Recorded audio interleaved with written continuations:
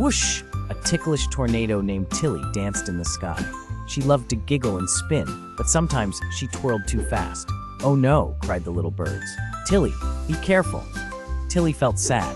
She didn't mean to scare her friends. One sunny day, Tilly spotted a tree blocking the path of her friends. "I can help," she thought. Taking a deep breath, she spun gently. Slowly, she lifted the tree and moved it aside. "Hooray for Tilly!" cheered the birds. Tilly giggled, feeling proud. "I can use my giggles to help," she said. From that day on, Tilly learned to control her power. She brought joy, not chaos. Remember, friends, it's great to be powerful, but helping others is even better.